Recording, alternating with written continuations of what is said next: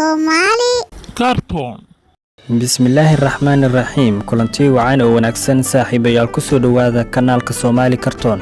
fadlan haddii ay tahay markii kuugu horeysay ee halkan soo booqato nagu soo biir oo subscribe taabo gambaleelkana furo si ay ku soo gaaraan wax walba oo aan soo gelino mahadsanid. maanta waxaan idiin soo gudbinayaa qiso dhab ah oo ka dhacday dalka Mareykanka. wiil Sacuudi Carabiya u dhashay oo waxbarasho u aaday Mareykanka ayaa waxa uu yiri markii aan tegay jaamacadda waxaan filayaa inaad ka war haysaan jaamacadaha Mareykanka waa la isdhex fariistaa jaamacadda gudaheeda wiilal iyo gabdhaba. waxaan ahaa mid aan la hadlin gabdhaha waxba ma aan ka dalban jirin mana fiirin jirin oo waqti badan ma aan gelin jirin.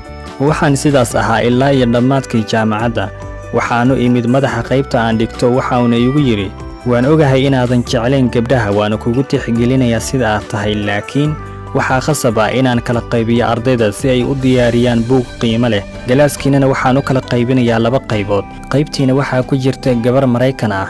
kulankii ardayda ayaa bilowday waxaana la wada fariistay kuraas isku dhowdhow oo waxaa la isweydiiyey su'aalo si loo diyaariyo hawshana loo soo diray. haddii ay gabadha ila hadasho waan u jawaabaa anigoo aan fiirin, haddii ay waraaq i soo dhiibtana anigoo aan fiirin ayaan ka qaadaa.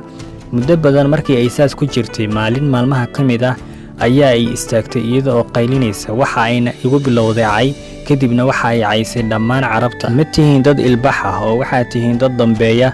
markii ay caytinta iyo aflagaadada dhammaysay ayaa waxaan ku iri ka waran haddii aad haysan lahayd luul sooma aad ilaashateen oo meel fiican ma dhigateen si uusan kaaga hallaabin ama kaaga xumaan. waxay iigu jawaabtay haa. waxaan ku iri ogow agtayada dumarku heerkaas ayay ka joogaan. waa qaali mana qaawino ilaa uu ka qaawiyo ninkeeda. guurka ka horna ma jiro saaxiib iyo xiriir wax la yidhaahdo haba yaraatee.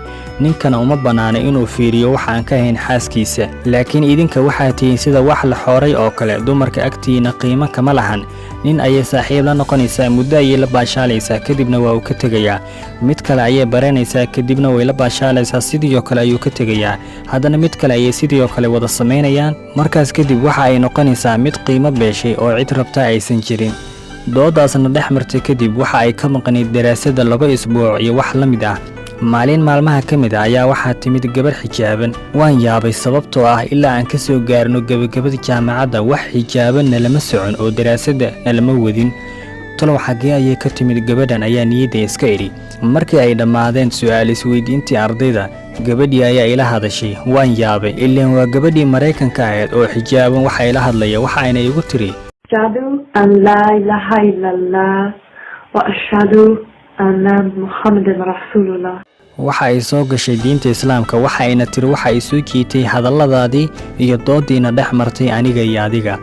mahad oo dhanna waxa ay u sugnaatay ilaahay ka dhigay islaam. daawadi maanta muuqaalkeeni intaas ayuu noogu egyahay. waad ku mahadsan tahay daawashada muuqaalkan. fadlan haddii aad ka heshay muuqaalka like garee intaynu ku kulmi doono muuqaalka xiga waxaa idinkaga tegaynaa sidaas iyo nabadgelyo.